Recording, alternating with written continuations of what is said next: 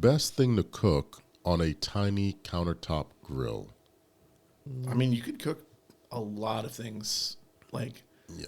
And my only thing too is if it's countertop, I'm hoping that you have great ventilation right. as well, because when you're getting those high heat sears, it gets a little smoky in there. Open up some windows. Turn a fan on. Get creative. Get creative. Even with the fan, you're probably gonna have to open up some windows. Yes, definitely. So don't do this in the dead of winter. Locate your smoke detector and be ready to turn that off. If necessary, if things get out of hand, have somebody there ready to fan it and wave the towel around like, please, But I think the first thing that comes to mind is obviously steaks. Right. Steaks are great, and yeah, you may not get like the charred taste from like the flames and all of that stuff, but you can do like a great dry brine. You can do different types of marinades and rubs and let it really set in. Just make sure, always, always, always, whenever you're making a steak, never take a ice cold piece of meat out of the fridge and drop it onto a hot surface to cook. It is not going to cook evenly. It's not going to taste that great. It's going to be tough and tight.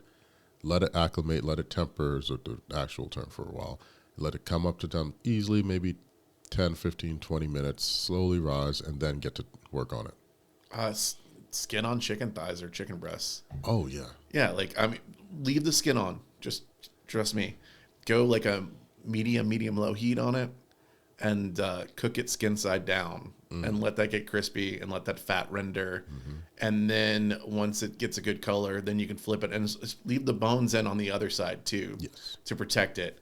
And then you can kind of use that heat to like cook it throughout and pull your chicken like at 150, 155 for breast. For chicken thighs, go 170, 175 because you're not going to cook out that fat and interconnective tissue until you get to that temperature anyway. Yeah, and remember, there is such a thing as carryover heat, so keep that in mind. Right. Please. I think that's just one of those things that people don't consider, and that's what leads to dried out certain cuts of meat, because it will continue to keep cooking.